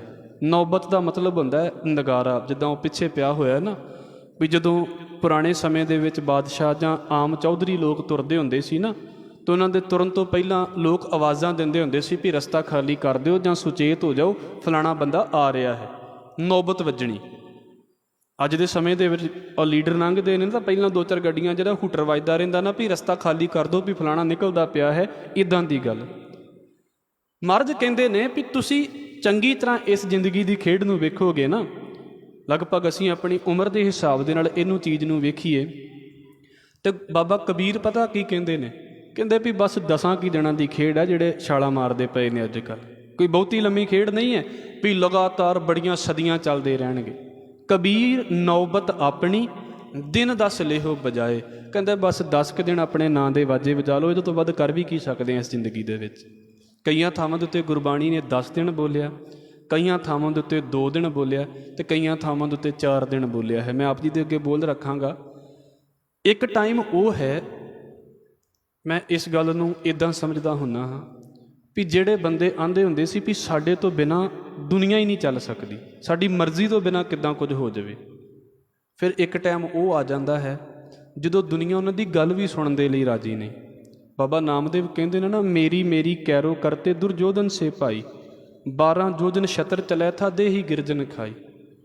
ਇੱਕ ਟਾਈਮ ਉਹ ਹੈ ਵੀ ਜਦੋਂ ਕੌਰਵ ਕਹਿੰਦੇ ਨੇ ਵੀ ਪਾਂਡਵਾਂ ਨੂੰ ਨੇੜੇ ਵੀ ਨਹੀਂ ਲੱਗਣ ਦੇਣਾ। 48 ਕੋਹਾਂ ਦੇ ਉੱਤੇ ਜਿਨ੍ਹਾਂ ਦੀ ਸੈਨਾ ਹੈ, ਬਾਬਾ ਨਾਮਦੇਵ ਕਹਿੰਦੇ ਇੱਕ ਟਾਈਮ ਉਹ ਵੀ ਆ ਗਿਆ ਵੀ ਗਿਰਜਾਂ ਜਿਹੜੀਆਂ ਨੇ ਨਾ, ਉਹਨਾਂ ਨੇ ਸਰੀਰ ਖਾਧੇ, ਉਹਨਾਂ ਦੇ ਕੋਈ ਸਰੀਰ ਸਾਂਭਣ ਵਾਲਾ ਵੀ ਨਹੀਂ ਬਚਿਆ। ਜਿਹੜੇ ਕਹਿੰਦੇ ਵੀ ਸਾਡੇ ਤੋਂ ਬਿਨਾਂ ਦੁਨੀਆ ਹੀ ਨਹੀਂ ਚੱਲਦੀ, ਉਹਨਾਂ ਦੇ ਸਰੀਰ ਸਾਂਭਣ ਵਾਲਾ ਨਹੀਂ ਕੋਈ ਬਚਦਾ ਪਿੱਛੇ। ਇਹ ਬਾਬਾ ਨਾਮਦੇਵ ਨੇ ਬੋਲਿਆ। ਹਿੰਦੁਸਤਾਨ ਦੇ ਉੱਤੇ ਔਰੰਗਜ਼ੇਬ ਨੇ ਰਾਜ ਕੀਤਾ। ਅਸੀਂ ਕਿਉਂਕਿ ਸਤਿਗੁਰੂ ਗੁਰੂ ਤੇਗ ਬਹਾਦਰ ਸਾਹਿਬ ਮਹਾਰਾਜ ਨੂੰ ਸ਼ਹੀਦ ਕਰਨ ਦੇ ਵਿੱਚ ਇਹਦਾ ਬੜਾ ਵੱਡਾ ਰੋਲ ਹੈ। ਸਭ ਤੋਂ ਜ਼ਿਆਦਾ ਇਹ ਵੱਡਾ ਕਾਰਨ ਬਣਦਾ ਹੈ। ਇਸ ਕਰਕੇ ਇਹਨੂੰ ਜਦੋਂ ਸਿੱਖ ਨਿਗਾਹ ਤੋਂ ਵੇਖਿਆ ਜਾਂਦਾ ਹੈ ਤੇ ਬੜਾ ਵੱਖਰੇ ਜਿਹੇ ਰੂਪ ਦੇ ਵਿੱਚ ਵੇਖਿਆ ਜਾਂਦਾ ਹੈ। ਪਰ ਹਿੰਦੁਸਤਾਨ ਦਾ ਬਾਦਸ਼ਾਹ ਸੀ, ਆਪਣੇ ਭਰਾਵਾਂ ਨੂੰ ਕਤਲ ਕਰਕੇ ਤੇ ਪਿਤਾ ਨੂੰ ਕੈਦ ਕਰਕੇ ਤੇ ਫਿਰ ਇਹ ਹਿੰਦੁਸਤਾਨ ਦੀ ਗੱਦੀ ਦੇ ਉੱਤੇ ਬੈਠਾ। ਤੇ ਮੈਂ ਆਪ ਜੀ ਦੇ ਅੱਗੇ ਰੱਖ ਦੇਵਾਂ ਦਾਰਾ ਸ਼ਿਕੋ। ਵੇਖੋ ਅੱਜ ਕੀ ਹੈ ਔਰੰਗਜ਼ੇਬ, ਜੇ ਅੱਜ ਅਸੀਂ ਪੜ੍ਹ ਕੇ ਵੇਖੀਏ ਤੇ ਕੀ ਹੈ ਔਰੰਗਜ਼ੇਬ? ਇੱਕ ਹਿਸਟਰੀ ਦਾ ਕਰੈਕਟਰ ਹੈ ਬਸ, ਜਿਹਦੇ ਕੋਲ ਅਸੀਂ ਸਿਰਫ 2-4 ਨੰਬਰ ਦਾ ਕੁਐਸਚਨ ਲੈਣਾ ਹੈ ਤੇ ਬਸ ਸਾਨੂੰ ਔਰੰਗਜ਼ੇਬ ਦੇ ਬਾਰੇ ਬਹੁਤਾ ਕੁਝ ਪਤਾ ਵੀ ਨਹੀਂ ਹੈ, ਤੇ ਪਤਾ ਕਰਕੇ ਕਰਨਾ ਵੀ ਅਸੀਂ ਕੀ ਹੈ। ਚਲੋ ਅਸੀਂ ਸਤਿਗੁਰੂ ਜੀ ਦੇ ਕਰਕੇ ਉਹਨੂੰ ਜਾਣਨਾ ਸ਼ੁਰੂ ਕਰ ਦਿੱਤਾ ਹੈ। ਆਮ ਸਕੂਲਾਂ ਦੀ ਪੜ੍ਹਾਈ ਦੇ ਵਿੱਚ ਔਰੰਗਜ਼ੇਬ ਕੀ ਹੈ? ਕੁਝ ਵੀ ਨਹੀਂ ਹੈ ਔਰੰਗਜ਼ੇਬ। ਹਾਲਾਂਕਿ ਜੇ ਉਹਦਾ ਨਾਮ ਵੇਖੋ ਤੇ ਤਖਤ ਦੀ ਸ਼ੋਭਾ ਹੈ, ਉਹਦੇ ਨਾਂ ਦਾ ਮਤਲਬ ਇਹ ਹੈ ਜਿਹੜਾ ਉਹ ਔਰੰਗਜ਼ੇਬ ਲਕਬ ਧਾਰਨ ਕਰਕੇ ਬੈਠਦਾ ਹੈ। ਆਪਣੇ ਭਰਾਵਾਂ ਨੂੰ ਮਾਰ ਕੇ ਗੱਦੀ ਦੇ ਉੱਤੇ ਬੈਠਦਾ। ਤੇ ਦਾਰਾ ਸ਼ਿਕੋ ਆਪ ਜੀ ਨੇ ਨਾਮ ਸੁਣਿਆ ਹੋਵੇਗਾ, ਜਿਹਦੇ ਬਾਰੇ ਇਹ ਖਿਆਲ ਆਪਾਂ ਕਹਿੰਦੇ ਹਾਂ ਵੀ ਮਹਾਰਾਜ ਗੁਰੂ ਹਰਿਰਾਏ ਸਾਹਿਬ ਮਹਾਰਾਜ ਦੇ ਕੋਲੋਂ ਇਹ ਠੀਕ ਹੋਇਆ ਸੀ। ਦਾਰਾ ਸ਼ਿਕੋ ਦਾ ਜਦੋਂ ਦਾਰਾ ਸ਼ਿਕੋ ਬੈਠਣਾ ਚਾਹੁੰਦਾ ਹੈ, ਕਿਉਂਕਿ ਜਿਹੜਾ ਸ਼ਾਹਜਹਾਂ ਹੈ ਉਹਦਾ ਖਿਆਲ ਇਹ ਸੀ ਵੀ ਆਪਾਂ ਦਾਰਾ ਸ਼ਿਕੋ ਨੂੰ ਗੱਦੀ ਦੇ ਉੱਤੇ ਬਿਠਾਉਣਾ ਹੈ, ਪਰ ਹੋਇਆ ਕਿ ਔਰੰਗਜ਼ੇਬ ਬੈਠ ਗਿਆ। ਚਲੋ ਉਹ ਵੱਖਰੀ ਗੱਲ ਹੋ ਗਈ ਵੀ ਧੱਕੇ ਦੇ ਨਾਲ ਬੈਠ ਗਿਆ ਜਾਂ ਕਿੱਦਾਂ ਵੀ ਬੈਠ ਗਿਆ, ਉਹਨੂੰ ਹੈਲਪ ਮਿਲੀ ਤੇ ਬੈਠ ਗਿਆ। ਹੁਣ ਦਾਰਾ ਸ਼ਿਕੋ ਨੂੰ ਗ੍ਰਿਫਤਾਰ ਕੀਤਾ ਗਿਆ। ਗ੍ਰਿਫਤਾਰ ਕਰਕੇ ਤਾਂ ਤੇ ਤੁਸੀਂ ਸੋਚੋਗੇ ਵੀ ਕਿੱਦਾਂ ਦੇ ਬੰਦੇ ਜਿਹੜੇ ਆਂਦੇ ਸੀ ਵੀ ਸਾਡੇ ਤੋਂ ਬਿਨਾਂ ਤੇ ਮਤਲਬ ਦੁਨੀਆ ਚੱਲ ਹੀ ਨਹੀਂ ਸਕਦੀ, ਹੁਣ ਤੇ ਗੱਲਾਂ ਹੀ ਬੜੀਆਂ ਬਦਲ ਗਈਆਂ ਨੇ ਨਾ, ਏਡੀ ਆਕੜ ਵਾਲੇ ਬੰਦੇ। ਦਾਰਾ ਸ਼ਿਕੋ ਦੇ ਨਾਲ ਇਹਦਾ 14 ਸਾਲ ਦਾ ਮੁੰਡਾ ਫੜਿਆ ਗਿਆ, ਇਹਦਾ ਬੇਟਾ ਸੀ 14 ਸਾਲ ਦਾ, ਤੇ ਦੋਵਾਂ ਨੂੰ ਕੈਦ ਵਿੱਚ ਪਾਇਆ ਗਿਆ। ਧੋਖੇ ਦੇ ਨਾਲ ਚਲੋ ਕੈਦ ਹੋ ਗਿਆ ਤੇ ਇਹਨੂੰ ਕੈਦ ਦੇ ਵਿੱਚ ਪਾਇਆ ਗਿਆ। ਤੇ ਇਹਨੇ ਨਾ ਜਦੋਂ ਇਹਨੂੰ ਪਤਾ ਲੱਗ ਗਿਆ ਦਾਰਾ ਸ਼ਿਕੋ ਨੂੰ ਵੀ ਇੱਕ ਨਾ ਇੱਕ ਦਿਨ ਮੇਰਾ ਨੰਬਰ ਲੱਗ ਹੀ ਜਾਣਾ ਹੈ, ਹਾਲਾਂਕਿ ਇਹਨੇ ਆਪਣੇ ਪਿਤਾ ਨੂੰ ਔਰੰਗਜ਼ੇਬ ਨੇ ਕੈਦ ਕੀਤਾ ਹੋਇਆ ਸੀ, ਤੇ ਇਹਨੇ ਚਿੱਠੀ ਲਿਖੀ ਆਪਣੇ ਭਰਾ ਨੂੰ ਔਰੰਗਜ਼ੇਬ ਨੂੰ ਵੀ ਮੈਨੂੰ ਰਾਜ ਨਹੀਂ ਚਾਹੀਦਾ। ਉਹਨੂੰ ਪਤਾ ਸੀ ਵੀ ਹੁਣ ਰਾਜ ਮਿਲਣਾ ਵੀ ਨਹੀਂ ਹੈ, ਕਿਉਂਕਿ ਔਰੰਗਜ਼ੇਬ ਕਬਜ਼ਾ ਕਰਕੇ ਬਹਿ ਗਿਆ। ਤਾਂ ਮੈਨੂੰ ਰਾਜ ਨਹੀਂ ਚਾਹੀਦਾ, ਤੂੰ ਸਿਰਫ ਇੰਨੀ ਕੁ ਕਿਰਪਾ ਕਰ ਵੀ ਮੇਰੀ ਜਾਨ ਬਖਸ਼ ਦੇ, ਤੇ ਮੈਂ ਇੱਕ ਵੱਖਰੇ ਜਿਹੇ ਇਲਾਕੇ ਦੇ ਵਿੱਚ ਮੈਨੂੰ ਭੇਜ ਦੇ, ਮੈਂ ਇੱਕ ਅੱਧਾ ਨੌਕਰ ਦੇ ਮੈਂ ਉੱਥੇ ਸਾਰੀ ਜ਼ਿੰਦਗੀ ਕੱਢਣ ਦੇ ਲਈ ਤਿਆਰ ਹਾਂ। ਚਿੱਠੀ ਲਿਖ ਕੇ ਭੇਜੀ ਸੀ ਇਹਨੇ। ਤੇ ਜਿਹੜਾ ਔਰੰਗਜ਼ੇਬ ਸੀ ਨਾ, ਉਹਨੇ ਉਸੇ ਚਿੱਠੀ ਦੇ ਉੱਤੇ ਕਹਿੰਦੇ ਵੀ ਅਰਬੀ ਦੇ ਵਿੱਚ ਇੱਕ ਉਹਦਾ ਜਿਹੜਾ ਜਵਾਬ ਲਿਖਿਆ ਸੀ ਉਹ ਇਹ ਲਿਖਿਆ ਸੀ ਵੀ ਤੂੰ ਮੇਰੇ ਬੜੇ ਹੱਕ ਮਾਰੇ ਨੇ, ਇਸ ਕਰਕੇ ਮੈਂ ਤੈਨੂੰ ਕੋਈ ਵੀ ਹੱਕ ਨਹੀਂ ਦੇਣਾ। ਤੇ ਔਰੰਗਜ਼ੇਬ ਦੀ ਲਿਖਤ ਸੀ। ਹੁਣ ਉਹ ਬਾਦਸ਼ਾਹ ਸੀ, ਤੇ ਦਾਰਾ ਸ਼ਿਕੋ ਨੂੰ ਜਦੋਂ ਪਤਾ ਲੱਗਾ ਵੀ ਆਪਣਾ ਆਖਰੀ ਵੇਲਾ ਆਉਣ ਵਾਲਾ ਹੈ ਤੇ ਉਹਦੇ ਨਾ ਬੱਚੇ ਨੂੰ ਤੇ ਉਹਨੂੰ ਉਹਦੇ ਨਾਲੋਂ ਅਲੱਗ ਕੀਤਾ ਜਾਂਦਾ ਹੈ। ਹੁਣ 14 ਕੁ ਸਾਲ ਦਾ ਬੱਚਾ ਸੀ, ਤੇ ਕਹਿੰਦੇ ਵੀ ਉਹਨੇ ਚੰਗੀ ਤਰ੍ਹਾਂ ਚੀਕਾਂ ਮਾਰੀਆਂ ਜਦੋਂ ਉਹਨੂੰ ਉਹਦੇ ਪਿਤਾ ਦੇ ਨਾਲੋਂ ਵੱਖ ਕੀਤਾ ਜਾਣ ਲੱਗਾ। ਚੰਗੀ ਤਰ੍ਹਾਂ ਚੀਕਾਂ ਮਾਰੀਆਂ ਨੇ। ਬਸ ਫਿਰ 2-4 ਮਿੰਟ ਦੀ ਖੇਡ ਹੁੰਦੀ ਹੈ ਤੇ ਚੀਕਾਂ ਹੌਲੀ ਹੌਲੀ ਬੰਦ ਹੋ ਜਾਂਦੀਆਂ ਨੇ। ਤੇ ਦਾਰਾ ਸ਼ਿਕੋ ਦਾ ਜਿਹੜਾ ਗਰਦਨ ਹੈ ਨਾ ਉਹ ਕੱਟ ਕੇ, ਤੇ ਤੁਸੀਂ ਹੈਰਾਨ ਹੋ ਜਾਓਗੇ ਵੀ ਉਹ ਗਰਦਨ ਕੱਟ ਕੇ ਤੇ ਔਰੰਗਜ਼ੇਬ ਦੇ ਸਾਹਮਣੇ ਪੇਸ਼ ਕੀਤੀ ਜਾਂਦੀ ਹੈ ਵੀ ਇਹ ਤੇਰਾ ਭਰਾ ਜਿਹੜਾ ਨਾ। ਹੁਣ ਹੈਰਾਨੀ ਦੀ ਗੱਲ ਹੈ ਵੀ ਬੰਦਾ ਉੱਦਾਂ ਕਿਤੇ ਆਪਣੇ ਦੀ ਖਬਰ ਸੁਣੇ ਤੇ ਬੰਦੇ ਦਾ ਜ਼ਮੀਨ ਨਿਕਲ ਜਾਂਦੀ ਹੈ ਪੈਰਾਂ ਥੱਲਿਓਂ। ਉਹ ਕਿੱਦਾਂ ਦਾ ਹੋਵੇਗਾ ਵੀ ਉਹ ਮਾਰਿਆ ਹੈ ਤੇ ਉਹਦੇ ਭਰਾ ਦੀ ਗਰਦਨ ਕੱਟ ਕੇ ਤੇ ਉਹਦੇ ਸਾਹਮਣੇ ਪੇਸ਼ ਕੀਤੀ ਜਾ ਰਹੀ ਹੈ। ਉਹਦਾ ਚਿਹਰਾ ਧੋਤਾ ਜਾਂਦਾ, ਪਹਿਚਾਣਿਆ ਜਾਂਦਾ ਵੀ ਹਾਂ ਇਹੋ ਹੀ ਹੈ, ਵੀ ਦਾਰਾ ਸ਼ਿਕੋ ਹੀ ਹੈ। ਤੇ ਸ਼ਾਇਦ ਭਾਈ ਵੀਰ ਸਿੰਘ ਹੁਣਾਂ ਨੇ ਇਸ ਗੱਲ ਨੂੰ ਲਿਖਿਆ ਵੀ ਪਹਿਲਾਂ ਤੇ ਉਹ ਰੋਂਦਾ ਹੈ ਇਸ ਗੱਲ ਤੋਂ ਵੀ ਮੈਂ ਆਪਣੇ ਭਰਾ ਦੇ ਨਾਲ ਕੀ ਕੀਤਾ, ਚਾਹੇ ਝੂਠਾ ਹੀ ਰੋਣ ਹੋਵੇ ਜਾਂ ਸੱਚਾ ਹੋਵੇ। ਇੱਕ ਵਾਰ ਕਿਤੇ ਭਰਾ ਦਾ ਦਰਦ ਆਇਆ ਹੋਵੇਗਾ, ਤਾਂ ਦੂਜੀ ਵਾਰ ਅੰਦਰੋਂ ਖੁਸ਼ੀ ਹੁੰਦੀ ਹੈ ਵੀ ਇਹ ਮੇਰੇ ਰਾਹ ਦਾ ਸਭ ਤੋਂ ਵੱਡਾ ਰੋੜਾ ਸੀ, ਅੱਜ ਪਰੇ ਹੋ ਗਿਆ ਮੇਰੇ ਰਾਹ ਤੋਂ। ਫਿਰ ਉਹ ਕੀ ਕਰਦਾ ਵੀ ਉਹ ਕੱਟੀ ਹੋਈ ਗਰਦਨ ਜਿਹੜੀ ਹੈ ਨਾ ਉਹ ਥਾਲੀ ਦੇ ਵਿੱਚ ਰੱਖ ਕੇ ਤੇ ਆਪਣੇ ਪਿਤਾ ਦੇ ਪਾਸ ਭੇਜਦਾ ਵੀ ਆਹ ਲੈ ਜਾ, ਵੀ ਤੂੰ ਇਹਨੂੰ ਤਖਤ 'ਤੇ ਬਿਠਾਉਣਾ ਚਾਹੁੰਦਾ ਸੀ, ਆਹ ਸਾਂਭ ਲਾ ਇਹਨੂੰ। ਦਾਰਾ ਸ਼ਿਕੋ ਨੂੰ ਕਤਲ ਕਰਕੇ ਉਹਦਾ ਸੀਸ ਜਿਹੜਾ ਨਾ ਉਹ ਔਰੰਗਜ਼ੇਬ ਦੇ ਪਾਸ, ਉਹ ਮਾਫ਼ ਕਰਨਾ, ਉਹ ਭੇਜਿਆ ਜਾਂਦਾ ਸ਼ਾਹਜਹਾਂ ਦੇ ਕੋਲ ਵੀ ਇਹਨੂੰ ਸੰਭਾਲ, ਤੂੰ ਇਹਨੂੰ ਗੱਦੀ 'ਤੇ ਬਿਠਾਉਣਾ ਚਾਹੁੰਦਾ ਸੀ। ਇੱਦਾਂ ਦੇ ਬਾਦਸ਼ਾਹ ਇੱਕ ਨਹੀਂ, ਇਹ ਤੇ ਲਿਖਤਾਂ ਨੇ ਸਾਡੇ ਕੋਲ ਇਹੋ ਜਿਹੇ ਬਾਦਸ਼ਾਹ ਜਿਨ੍ਹਾਂ ਦਾ ਮਤਲਬ ਲਿਖਤਾਂ ਦੇ ਵਿੱਚ ਜ਼ਿਕਰ ਹੀ ਨਹੀਂ ਹੋ ਪਾਇਆ। ਕਿੰਨੇ ਮਤਲਬ ਇੱਦਾਂ ਕਹਿ ਲਈ ਵੀ ਸਖਤ ਦਿਮਾਗ ਵਾਲੇ ਬੰਦੇ, ਵੀ ਜੇ ਦਿਮਾਗ ਨੇ ਜੋ ਗੱਲ ਕਹਿ ਦਿੱਤੀ ਲੋਕਾਂ ਨੂੰ ਮੰਨਣੀ ਪੈਣੀ। ਜੇ ਸੋਚ ਦੇ ਵਿੱਚ ਆ ਗਿਆ ਨਾ ਵੀ ਆਹ ਚੀਜ਼ ਲੋਕਾਂ ਦੇ ਕੋਲੋਂ ਕਰਾਉਣੀ ਹੈ, ਤੇ ਬਸ ਉਦੋਂ ਤੇ ਕਾਨੂੰਨ ਹੀ ਇਹ ਹੁੰਦਾ ਸੀ ਵੀ ਬਾਦਸ਼ਾਹ ਨੇ ਕਿਹਾ ਤੇ ਕਾਨੂੰਨ ਬਣ ਗਿਆ ਤੇ ਲੋਕਾਂ ਨੂੰ ਮੰਨਣਾ ਪੈਣਾ। ਮਰਦ ਕਹਿੰਦੇ 10 ਕੁ ਦਿਨ ਹੀ ਵਾਜੇ ਵਜਾਏ ਨੇ ਇਹਨਾਂ ਬੰਦਿਆਂ ਨੇ ਬਸ। ਅੱਜ ਕੌਣ ਔਰੰਗਜ਼ੇਬ ਨੂੰ ਪੁੱਛਦਾ ਕੀ ਹੈ ਔਰੰਗਜ਼ੇਬ ਸਾਡੇ ਲਈ? ਕੁਝ ਵੀ ਨਹੀਂ ਹੈ। ਬਾਬਾ ਕਬੀਰ ਉਹਨੂੰ ਕਹਿੰਦੇ ਨੇ ਵੀ ਇੱਥੇ ਤੇ ਛੋਟੇ ਮੋਟਿਆਂ ਦੀ ਤੇ ਗੱਲ ਹੀ ਬੜੀ ਦੂਰ ਦੀ ਹੈ। ਕਬੀਰ ਨੌਬਤ ਆਪਣੀ ਦਿਨ ਦੱਸ ਲਿਓ ਬਜਾਏ। ਆ ਜਿਹੜੇ ਤੁਰੇ ਫਿਰਦੇ ਨੇ ਨਾ ਤੇ ਮਤਲਬ ਇਹ ਸੋਚਦੇ ਨੇ ਵੀ ਬਸ ਅਸੀਂ ਤੇ ਕਦੀ ਖਤਮ ਹੀ ਨਹੀਂ ਹੋਣਾ ਤੇ ਅਸੀਂ ਬਹੁਤ ਹਾਂ, ਬਹੁਤ ਵੱਡੇ ਹਾਂ। ਬਾਬਾ ਕਬੀਰ ਕਹਿੰਦੇ ਸਿਰਫ 10 ਕੁ ਜਣਾਂ ਦੀ ਖੇਡ ਹੈ, ਵੇਖ ਲਿਓ ਲੱਭਣੇ ਵੀ ਨੇ।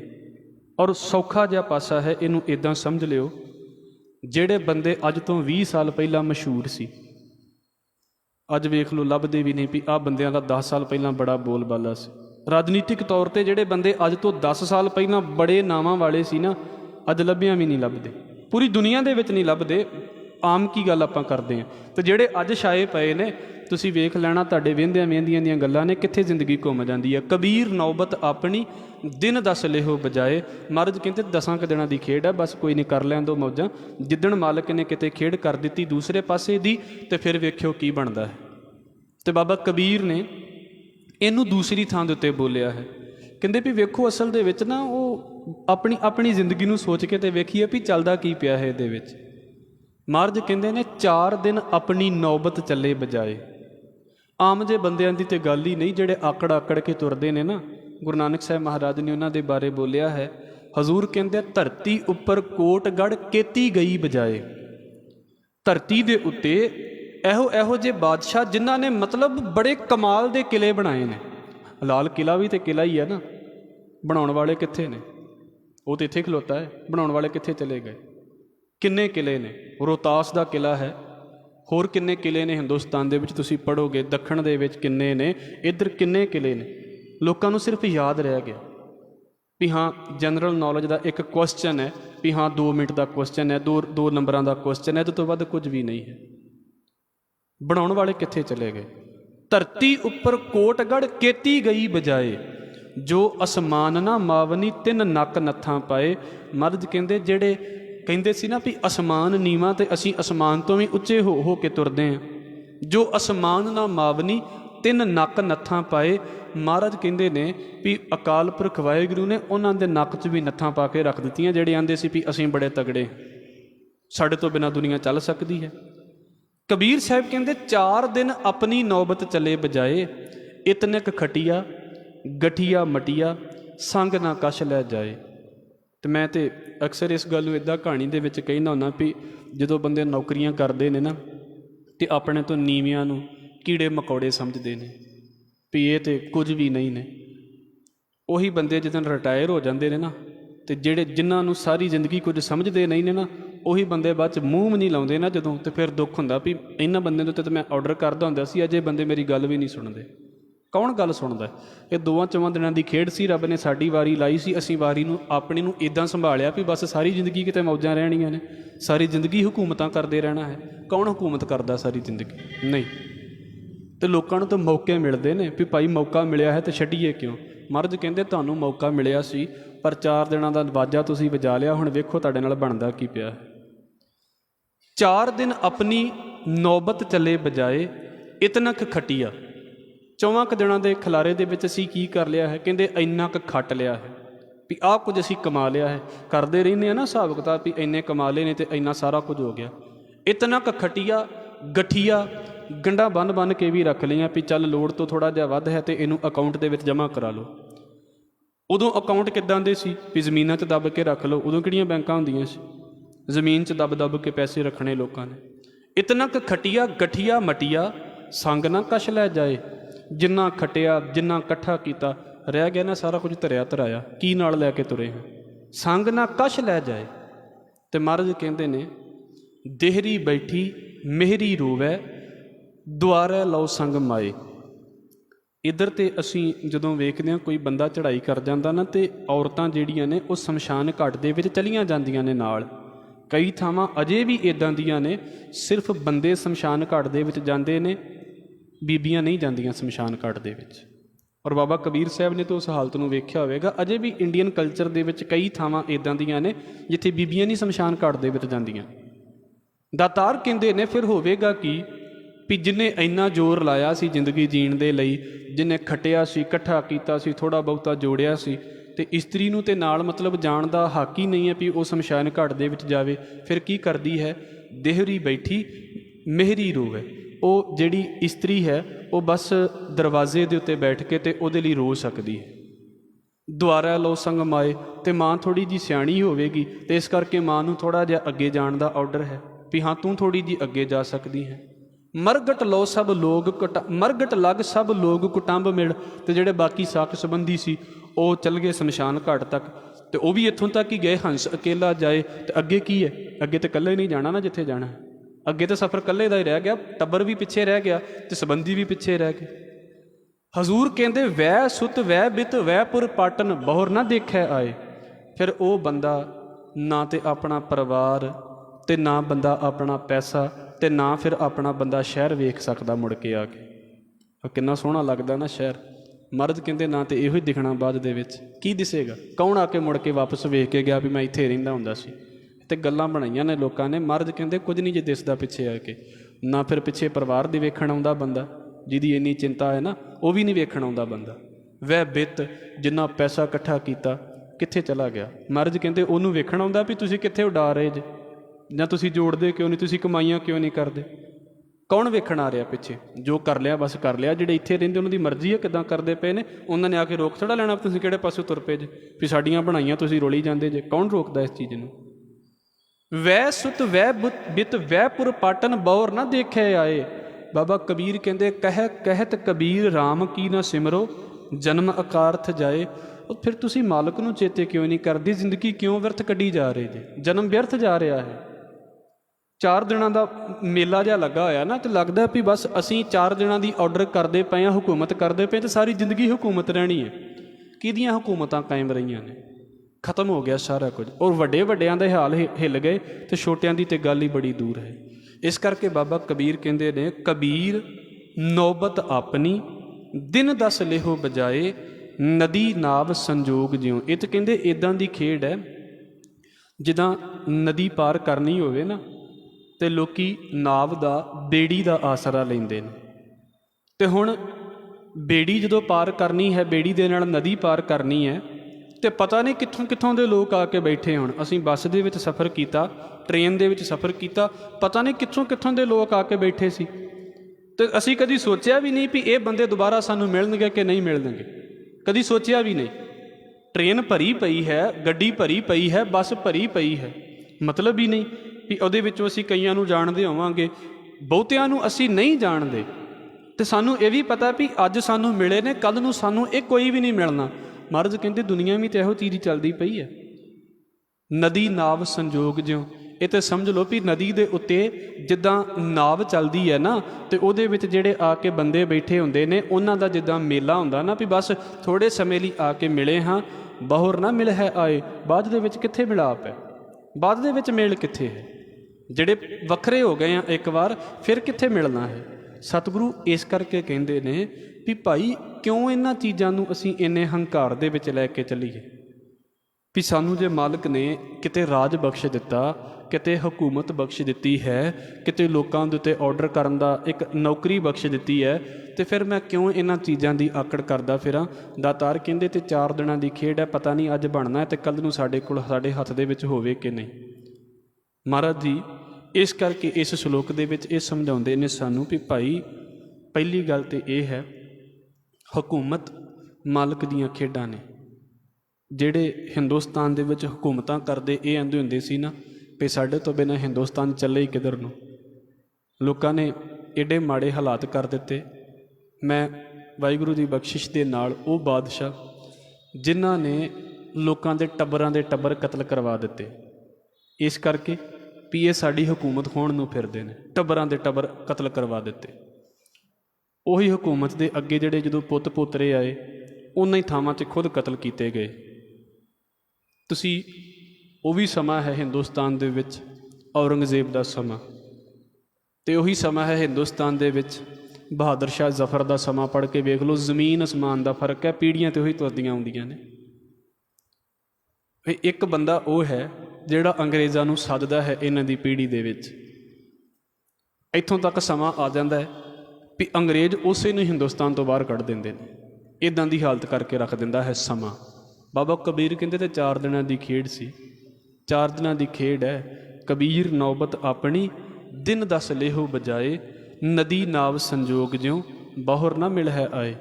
ਕਿਹੜੀਆਂ ਹਕੂਮਤਾਂ ਅਤੇ ਕਿਹੜੇ ਆਰਡਰ ਨੇ? ਇਹ ਤਾਂ ਮਾਲਕ ਦੀ ਕਿਰਪਾ ਹੈ। ਜੇ ਮਿਲ ਗਿਆ ਹੈ ਤਾਂ ਇਹਨਾਂ ਦਾ ਹੰਕਾਰ ਨਾ ਕਰੋ। ਸਤਿਗੁਰੂ ਕਹਿੰਦੇ ਤੇ ਜੇ ਦੇ ਸਕਦਾ ਹੈ ਨਾ ਦਾਤਾਂ, ਅਤੇ ਦਾਤਾਂ ਖੋਹਣ ਲੱਗਿਆਂ ਵੀ ਸਮਾਂ ਨਹੀਂ ਲਾਉਂਦਾ। ਇਸ ਕਰਕੇ ਜਿਹੜਾ ਅਗਲਾ ਸ਼ਲੋਕ ਹੈ ਉਹ ਇਹਦੇ ਨਾਲੋਂ ਥੋੜ੍ਹਾ ਜਿਹਾ ਵੱਖ ਹੈ। ਕਬੀਰ ਸਾਤ ਸਮੁੰਦਹ ਮਸ ਕਰੋ ਕਲਮ ਕਰੋ ਬਨ ਰਾਏ। ਮਹਾਰਾਜ ਕਹਿੰਦੇ ਵੀ ਰੱਬ ਦੀ ਬੰਦਗੀ ਕਰੋ, ਪਰ ਬੰਦਗੀ ਦਾ ਮਤਲਬ ਇਹ ਨਾ ਸਮਝ ਲੈਣਾ ਵੀ ਰੱਬ ਦਾ ਅੰਤ ਪਾ ਲਵਾਂਗੇ, ਨਹੀਂ। ਹਜ਼ੂਰ ਕਹਿੰਦੇ ਬੰਦਗੀ ਕਰਨ ਦਾ ਤੇ ਮਤਲਬ ਇਹ ਹੈ ਵੀ ਉਹਦੇ ਵਿੱਚ ਅਭੇਦ ਹੋਣਾ ਹੈ, ਵੀ ਉਹ ਸਾਨੂੰ ਪਿਆਰਾ ਲੱਗਣ ਲੱਗ ਪਵੇ, ਉਹਦੀ ਰਜ਼ਾ ਦੇ ਵਿੱਚ ਚੱਲਣ ਲੱਗ ਪਈਏ। ਬੰਦਗੀ ਦਾ ਮਤਲਬ ਤੇ ਇਹ ਹੈ। ਦਾਤਾਰ ਕਹਿੰਦੇ ਜੇ ਮੈਂ ਉਹਦੇ ਗੁਣਾਂ ਨੂੰ ਗਾਉਂਦਾ ਹਾਂ ਤੇ ਇਹਦਾ ਮਤਲਬ ਇਹ ਨਹੀਂ ਵੀ ਉਹਦਾ ਅੰਤ ਪਾ ਲਵਾਂਗਾ। ਹਜ਼ੂਰ ਕਹਿੰਦੇ ਨੇ ਕਬੀਰ ਸਾਤ ਸਮੁੰਦਰ ਹੈ ਮਸ ਕਰੋ। ਮਸ ਦਾ ਮਤਲਬ ਹੁੰਦਾ ਸਿਆਹੀ, ਇੰਕ। ਜੇ ਮੈਂ 7 ਸਮੁੰਦਰਾਂ ਦਾ ਜਿਹੜਾ ਪਾਣੀ ਹੈ ਨਾ, ਇਹਦੀ ਸਿਆਹੀ ਬਣਾ ਲਵਾਂ, ਸਾਤ ਸਮੁੰਦਰ ਹੈ ਮਸ ਕਰੋ, ਤੇ ਫਿਰ ਹੁਣ ਸਿਆਹੀ ਹੈ ਤੇ ਉਹਨੂੰ ਕਿਸੇ ਕਲਮ ਦੇ ਨਾਲ ਵਰਤਣਾ ਪਵੇਗਾ। ਕਲਮ ਕਰੋ ਬਨ ਰਾਏ, ਜਿੰਨੀ ਬਨਸਪਤੀ ਹੈ ਉਸ ਸਾਰੀ ਨੂੰ ਮੈਂ, ਉਹਦੀ ਸਾਰੀ ਬਨਸਪਤੀ ਦੀ ਲੱਕੜ ਨੂੰ ਮੈਂ ਕਲਮ ਦੇ ਤੌਰ ਦੇ ਉੱਤੇ ਵਰਤਾਂ। ਇੱਕ ਤੇ ਜਿੰਨਾ ਸਮੁੰਦਰਾਂ ਦੇ ਵਿੱਚ ਪਾਣੀ ਹੈ ਇਹ ਸਾਰਾ ਸਿਆਹੀ ਬਣ ਜਾਵੇ, ਤੇ ਜਿੰਨੇ ਦਰਖਤ ਨੇ ਇਹਨਾਂ ਸਾਰੇ ਦਰਖਤਾਂ ਦੀਆਂ ਕਲਮਾਂ ਕੱਢ ਲਈਆਂ ਜਾਣ, ਜਿਨ੍ਹਾਂ ਨੇ ਪਹਿਲਾਂ ਕਿਤੇ ਵਰਤੀਆਂ ਹੋਣਗੀਆਂ, ਹੁਣ ਤੇ ਪੈਨ ਸਿਸਟਮ ਆ ਗਿਆ, ਇਹਨਾਂ ਸਾਰਿਆਂ ਦੀਆਂ ਕਲਮਾਂ ਬਣਾ ਲਈਆਂ ਜਾਣ। ਮਰਦ ਕਹਿੰਦੇ ਬਸੁਦਾ ਕਾਗਜ਼ ਜਾਓ ਕਰੋ, ਫਿਰ ਕਾਗਜ਼ ਦੇ ਉੱਤੇ ਨਾ ਲਿਖਾਂ, ਮੈਂ ਜ਼ਮੀਨ ਦੇ ਉੱਤੇ ਲਿਖਣਾ ਸ਼ੁਰੂ ਕਰ ਦੇਵਾਂ। ਵੀ ਕਾਗਜ਼ ਦੀ ਤੇ ਲਿਮਟ ਹੋਵੇਗੀ, ਜ਼ਮੀਨ ਦੀ ਕੀ ਲਿਮਟ ਹੈ। ਮਰਦ ਕਹਿੰਦੇ ਇੱਕ ਪਾਸੇ ਤੋਂ ਲਿਖਣਾ ਸ਼ੁਰੂ ਕਰ ਦੇਵਾ ਨਾ, ਇੰਨੀ ਸਿਆਹੀ ਹੋਵੇ, ਇੰਨੀ ਕਲਮ ਹੋਵੇ, ਤੇ ਲਿਖਣ ਦੀ ਕਾਗਜ਼ ਵੀ ਜ਼ਮੀਨ ਦਾ ਹੋਵੇ। ਬਸੁਦਾ ਕਾਗਜ਼ ਜਾਓ ਕਰੋ। ਦਾਤਾਰ ਕਹਿੰਦੇ ਹਰ ਜਸ ਲਿਖਣ ਨਾ ਜਾਏ, ਮਾਲਕ ਦੇ ਬਾਰੇ ਫਿਰ ਵੀ ਸਾਰਾ ਕੁਝ ਨਹੀਂ ਲਿਖਿਆ ਜਾ ਸਕਦਾ, ਇੰਨਾ ਬੇਅੰਤ ਹੈ ਉਹ ਇੰਨਾ ਵੱਡਾ ਹੈ। ਤੇ ਗੁਰੂ ਸਾਹਿਬ ਨੇ ਇਸ ਨੂੰ ਇੱਦਾਂ ਬੋਲਿਆ ਹੈ। ਅਸੀਂ ਜਪਜੀ ਸਾਹਿਬ ਦੇ ਅੰਦਰ ਪੜ੍ਹਦੇ ਹਾਂ, ਪਾਤਾਲਾਂ ਪਾਤਾਲ ਲੱਖ, ਆਗਾਸਾਂ ਆਗਾਸ। ਲੱਖਾਂ ਹੀ ਪਤਾਲ ਨੇ ਤੇ ਲੱਖਾਂ ਹੀ ਆਕਾਸ਼ ਨੇ। ਲੱਖਾਂ ਦਾ ਮਤਲਬ ਇਹ ਨੇ ਵੀ ਲੱਖ ਹੀ ਨੇ, ਲੱਖਾਂ ਦਾ ਮਤਲਬ ਪਤਾ ਹੀ ਨਹੀਂ ਵੀ ਕਿੰਨੇ ਨੇ। ਓੜਕ ਓੜਕ ਭਾਲ ਥੱਕੇ ਵੇਦ ਕਹਿਣ ਇੱਕ ਬਾਤ। ਮਰਦ ਕਹਿੰਦੇ ਨੇ ਉਸ ਦਾ ਅੰਤਲਾ ਪਾਸਾ ਲੱਭਣ ਲੱਗਿਆਂ ਵੇਦ ਜਿਹੜੇ ਨੇ ਉਹ ਵੀ ਸਾਰੇ ਇੱਕ ਜ਼ੁਬਾਨ ਹੋ ਕੇ ਇੱਕੋ ਹੀ ਗੱਲ ਕਹਿੰਦੇ ਨੇ। ਓੜਕ ਓੜਕ ਭਾਲ ਥੱਕੇ ਵੇਦ ਕਹਿਣ ਇੱਕ ਬਾਤ, ਸਹਿਸ 18 ਕਹਿਣ ਕਤੇਬਾਂ। ਅਸੂਲੂ ਇੱਕ ਧਾਤ। ਸਾਰੇ ਜਾਣੇ ਇਹੋ ਹੀ ਕਹਿੰਦੇ ਨੇ, ਜਿਹੜੇ 18,000 ਆਲਮ ਨੇ ਕ੍ਰਿਸਚੈਨਿਟੀ ਦੇ, ਇਸਲਾਮ ਦੇ, ਤੇ ਇੱਥੋਂ ਤੱਕ ਕਿ ਜਿਹੜੇ ਦੂਸਰੇ ਪਾਸੇ ਯਹੂਦੀਆਂ ਦੇ ਗ੍ਰੰਥ ਨੇ, ਇਹਨਾਂ ਸਾਰਿਆਂ ਨੂੰ ਵੀ ਮਹਾਰਾਜ ਕਹਿੰਦੇ ਉਹਨਾਂ ਦੇ ਵਿੱਚ ਇੱਕ ਗੱਲ ਲਿਖੀ ਹੈ ਵੀ ਉਹ ਕਹਿੰਦੇ ਨੇ ਵੀ 18,000 ਆਲਮ ਨੇ, ਪਰ ਸਤਿਗੁਰੂ ਕਹਿੰਦੇ ਇਹਨਾਂ ਸਾਰਿਆਂ ਦਾ ਰੂਟ ਇੱਕ ਅਕਾਲ ਪੁਰਖ ਵਾਹਿਗੁਰੂ। ਅਸੂਲੂ ਇੱਕ ਧਾਤ, ਲੇਖਾ ਹੋਏ ਤਾਂ ਲਿਖੀਏ, ਲੇਖਾ ਹੋਏ ਵਿਨਾਸ਼। ਮਹਾਰਾਜ ਕਹਿੰਦੇ ਉਹਦਾ ਲੇਖਾ ਹੋਵੇ ਤੇ ਤਾਂ ਲਿਖ ਲਈਏ, ਉੱਥੇ ਤੇ ਲੇਖਿਆਂ ਦਾ ਹੀ ਵਿਨਾਸ਼ ਹੋ ਜਾਂਦਾ ਹੈ। ਉਹ ਗਿਣਤੀ 'ਚ ਹੋਵੇ ਤੇ ਗਿਣ ਵੀ ਲਈਏ, ਉਹ ਤੇ ਗਿਣਤੀ 'ਚ ਹੈ ਹੀ ਨਹੀਂ ਹੈ। ਲੇਖਾ ਹੋਏ ਤਾਂ ਲਿਖੀਏ, ਲੇਖਾ ਹੋਏ ਵਿਨਾਸ਼। ਨਾਨਕ ਵੱਡਾ ਆਖੀਐ ਆਪੇ ਜਾਣੈ ਆਪ।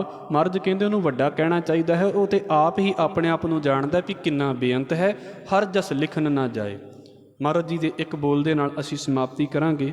ਗੁਰੂ ਨਾਨਕ ਸਾਹਿਬ ਮਹਾਰਾਜ ਜੀ ਦਾ ਦੂਸਰਾ ਸ਼ਬਦ ਹੈ ਸ੍ਰੀ ਰਾਗ ਦੇ ਅੰਦਰ। ਦਾਤਾਰ ਕਹਿੰਦੇ ਨਾਨਕ ਕਾਗਦ ਲੱਖ ਮਣਾ। ਲੱਖਾਂ ਮਣ ਕਾਗਜ਼ ਹੋਵੇ ਸਾਡੇ ਕੋਲ।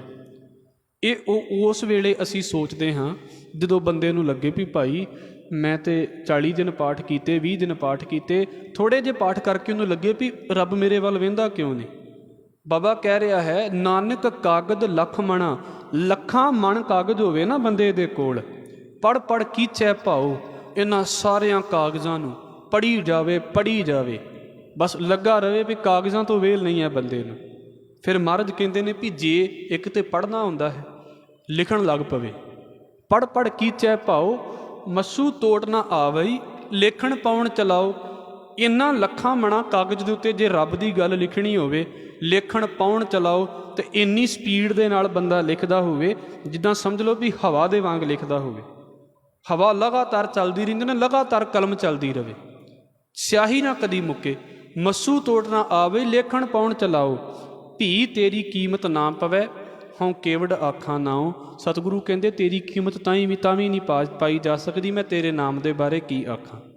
ਇਸ ਕਰਕੇ ਇਹ 3 ਸ਼ਲੋਕ ਨੇ ਜਿਹੜੇ ਅੱਜ ਗੁਰੂ ਬਖਸ਼ਿਸ਼ ਦੇ ਸਦਕਾ ਅਸੀਂ ਵਿਚਾਰੇ। ਪਹਿਲਾ ਸ਼ਲੋਕ ਇਹ ਹੈ, ਇਲਾਜ ਆਪਣੀ ਥਾਂ ਦੇ ਉੱਤੇ ਹੈ ਸਰੀਰ ਦਾ, ਦਵਾਈਆਂ ਖਾਣੀਆਂ ਆਪਣੀ ਥਾਂ ਦੇ ਉੱਤੇ ਨੇ। ਬਿਮਾਰੀ ਲੱਗ ਗਈ, ਦਵਾਈ ਖਾ ਲੈਣੀ ਚਾਹੀਦੀ ਹੈ, ਸਰੀਰ ਦਾ ਇਲਾਜ ਜ਼ਰੂਰੀ ਹੈ। ਪਰ ਸਤਿਗੁਰੂ ਕਹਿੰਦੇ ਨੇ ਕਿ ਭਾਈ ਅੰਦਰ ਜਿਹੜੇ ਸਾਹ ਵਾਲੀ ਖੇਡ ਹੈ, ਅੰਦਰ ਜਿਹੜੀ ਜੋਤ ਵਾਲੀ ਖੇਡ ਹੈ ਨਾ, ਉਹ ਰੱਬ ਦੇ ਹੱਥ ਦੇ ਵਿੱਚ ਹੈ। ਉਹ ਚਾਹੇ ਤੇ ਦਵਾਈਆਂ ਤੋਂ ਬਿਨਾਂ ਵੀ ਜ਼ਿੰਦਗੀ ਜੀਵਾ ਦੇਵੇ ਤੇ ਚਾਹੇ ਤੇ ਫਿਰ ਦਵਾਈਆਂ ਦੇ ਨਾਲ ਵੀ ਨਾ ਜੀਣ ਦੇਵੇ। ਇਹ ਉਹਦੀ ਖੇਡ ਹੈ। ਇਹ ਤੋਂ ਬਸਤ ਗੋਪਾਲ ਕੀ ਜਬ ਭਾਵੈ ਲੇਖਸ। ਫਿਰ ਦੂਸਰੀ ਗੱਲ, ਬਾਬਾ ਕਬੀਰ ਕਹਿੰਦੇ ਜੇ ਮਾਲਕ ਨੇ ਕਿਰਪਾ ਕਰਕੇ ਤੁਹਾਨੂੰ ਰਾਜ ਬਖਸ਼ ਦਿੱਤੇ ਨੇ, ਹਕੂਮਤਾਂ ਬਖਸ਼ ਦਿੱਤੀਆਂ ਨੇ, ਤੇ ਫਿਰ ਇਹਨੂੰ ਇਹ ਨਾ ਸਮਝੋ ਵੀ ਇਹ ਕਦੀ ਖਤਮ ਹੀ ਨਹੀਂ ਹੋਣਾ, ਇਹ ਤਾਂ 10 ਕੁ ਦਿਨਾਂ ਦੀ ਖੇਡ ਹੈ। ਅੱਜ ਤੁਸੀਂ ਵਾਜੇ ਵਜਾ ਰਹੇ ਜੇ, ਕੱਲ੍ਹ ਨੂੰ ਕੋਈ ਤੁਹਾਡੀ ਥਾਂ ਦੇ ਉੱਤੇ ਹੋਰ ਆ ਕੇ ਵਜਾਵੇਗਾ। ਦੁਨੀਆ ਚੱਲਦੀ ਰਹਿੰਦੀ ਹੈ ਇੱਦਾਂ। ਇਸ ਕਰਕੇ ਬਾਅਦ ਦੇ ਵਿੱਚ ਕਦੀ ਮਿਲਿਆ ਵੀ ਨਹੀਂ ਜਾਂਦਾ। ਸਤਿਗੁਰੂ ਫਿਰ ਆਖਰੀ ਸ਼ਲੋਕ ਦੇ ਵਿੱਚ ਇੱਥੇ ਗੱਲ ਕਰਦੇ ਪਏ ਨੇ ਵੀ ਭਾਈ ਰੱਬ ਇੰਨਾ ਬੇਅੰਤ ਹੈ, ਸਾਰੀ ਸ੍ਰਿਸ਼ਟੀ ਉਹਦੇ ਬਾਰੇ ਲਿਖਣਾ ਸ਼ੁਰੂ ਕਰ ਦੇਵੇ। ਸ੍ਰਿਸ਼ਟੀ ਦਾ ਅੰਤ ਹੋ ਸਕਦਾ ਹੈ, ਮਾਲਕ ਦੀਆਂ ਗੁਣਾਂ ਦਾ ਅੰਤ ਨਹੀਂ ਹੋ ਸਕਦਾ। ਸਤਿਗੁਰੂ ਜੀ ਦੀ ਕਿਰਪਾ ਦੇ ਨਾਲ ਇਹ 3 ਸ਼ਲੋਕ ਅਸੀਂ ਅੱਜ ਵਿਚਾਰੇ ਹਨ। ਆਪ ਜੀ ਦੇ ਚਰਨਾਂ ਦੇ ਵਿੱਚ ਬੇਨਤੀ ਕਰਦਿਆਂ, ਮੇਰੇ ਪਾਸੋਂ ਬੋਲਦਿਆਂ ਹੋਈਆਂ ਭੁੱਲਾਂ ਦੀ ਖਿਮਾ, ਫਤਿਹ ਨਾਲ ਸਾਂਝ ਪਾਓ ਜੀ। ਵਾਹਿਗੁਰੂ ਜੀ ਕਾ ਖਾਲਸਾ, ਵਾਹਿਗੁਰੂ ਜੀ ਕੀ ਫਤਿਹ। ਸਤਨਾਮ।